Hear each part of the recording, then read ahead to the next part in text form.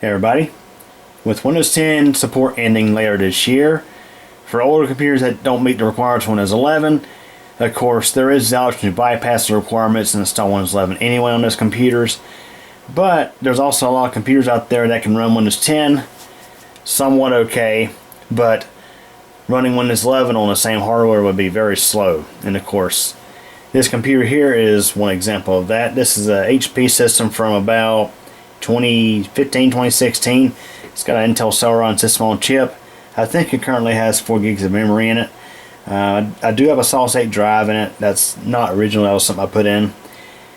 So another option for computers like this is Linux. And one popular Linux distribution out there is Linux Mint. So in this video we'll be installing Linux Mint on this system and doing some testing to see how it runs.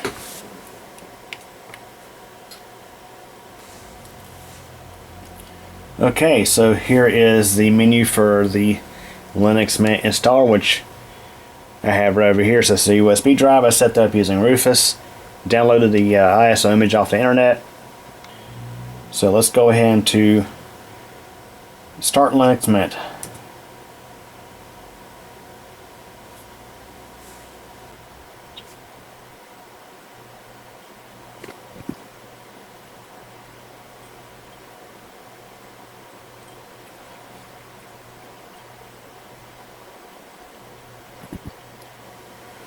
Okay, so here we are at the desktop, and we'll go up here to install Linux Mint. And I should note that this is Linux Mint xfce. That's generally the version that's recommended for slower systems like this. Now if you got a higher end system, you could install Cinnamon. Okay, so here we are in the installer. So we're going to select our language. So let's go ahead and connect to Wi-Fi. We're going to install a multimedia codecs.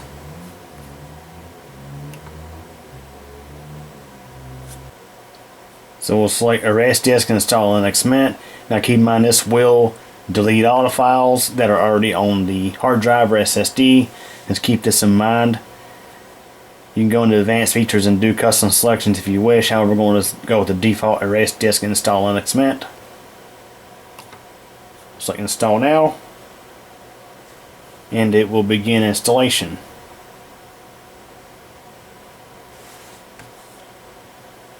This is giving you a summary of what it's going to do. You'll select continue.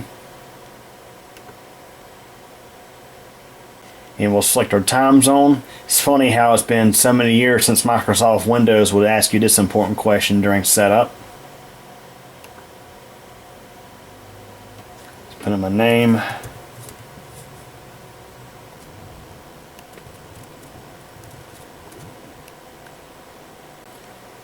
Okay, we'll let this install. Okay, so the installation has completed, so go ahead and click on Restart Now.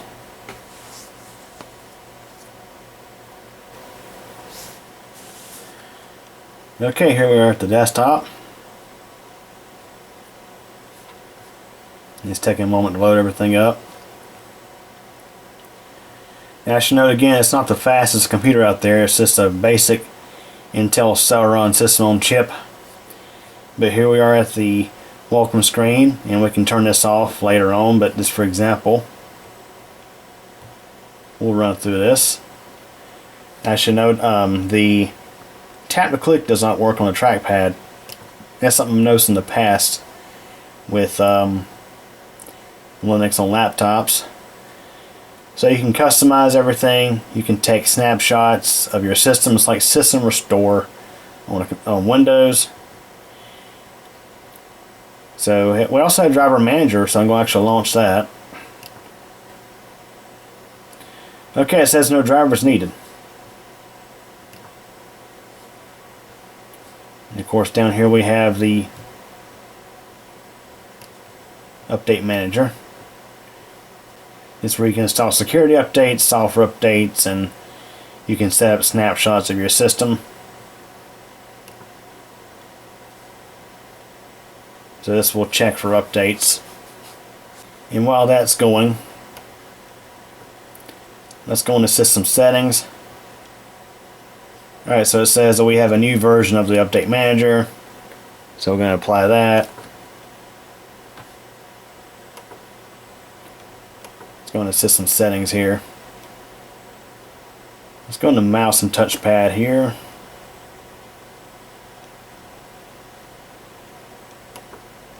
Okay, so, well, I'm going to type my password in here. So, literally it's just a matter of going into the mouse and touchpad settings and turning on tap touchpad to click.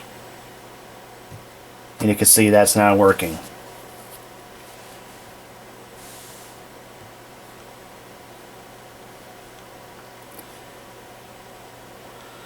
Overall already, I mean just from this, it does seem like Linux Mint runs faster on this than Windows does.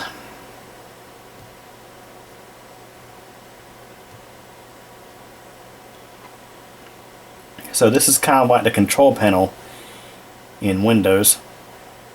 Like the classic control panel, which I think is pretty nice.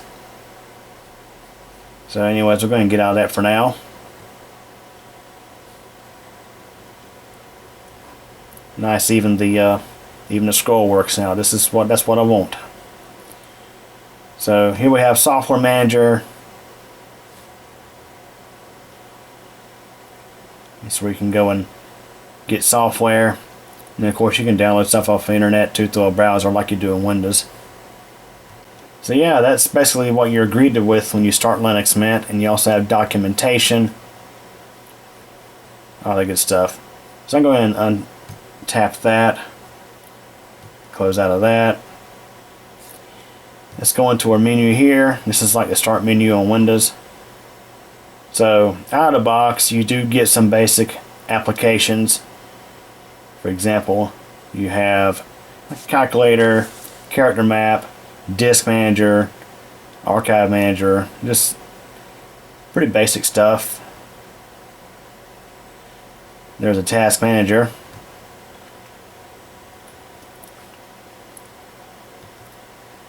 So you can see the CPU is getting used pretty hard. Again, this is not a very powerful processor in this laptop. Memory, 36% used. So again, in our accessories we have just a little bit of stuff there. Graphics, you get a picture manager, document scanner, you get drawing utility.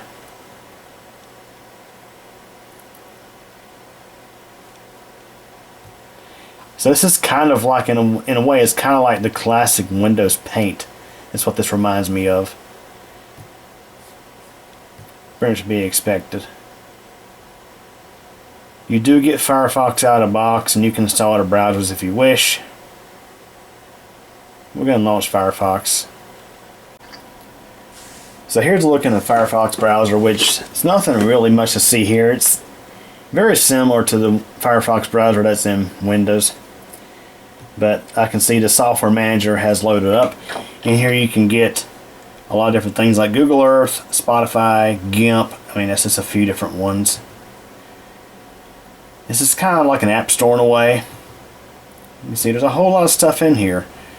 And of course, a lot of these titles you're not going to recognize because, let's just face it, some of these software vendors that write software for Windows do not write software for Linux. However, you can use Wine to run Windows apps on Linux. Now, I'm relatively new to Linux. I haven't really used it a whole lot. I do like Linux, though. And I look to possibly begin making more use of it on this channel in the future. Probably installing on some of my older systems. But yeah, as we'll continue on here, you get a basic video player. Watch TV on how this works. That's interesting.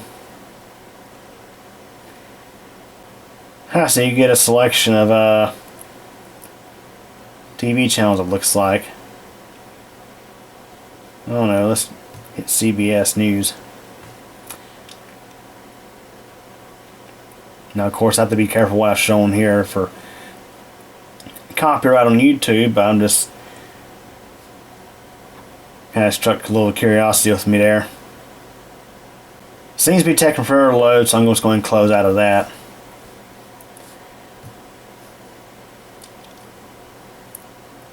So you do get a few different things out of the box, and you do actually get an office suite. This is like Open Office in a way. It's called LibreOffice, and you can create and also edit files that are compatible with Microsoft Office with this, I do believe. I've used Open Office in the past. It was a while back though. So in settings, you have, like I say, this is kind of like Windows in a way.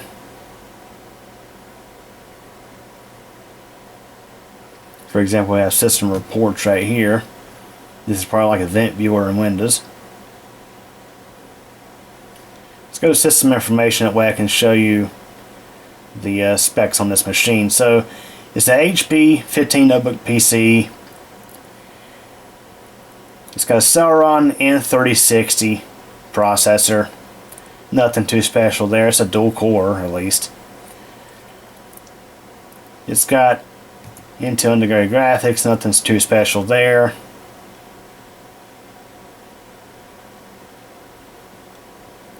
Got a SanDisk, a 250 gig solid state drive, 4 gigs of memory. So yeah, that's kind of what I was pretty much right on what I thought this thing had in it. But yeah, you have system reports there, crash reports, stuff like that. It's good for troubleshooting and good for looking up system information. But yes, I definitely do need to sit down and spend some more time with Linux Mint. I do think it's a great operating system, and it's something I could definitely put on older systems that don't meet the elite class system requirements for Windows 11. But yes, I'll have to do a follow-up video later on once I have some more time to sit down and mess around with this. And I probably will do some demonstrations installing Linux Mint on some other systems I've featured kind of recently, such as the resurrected Toshiba laptop. So, that being said, that's it for this video. Hope you enjoyed it. Thanks for watching.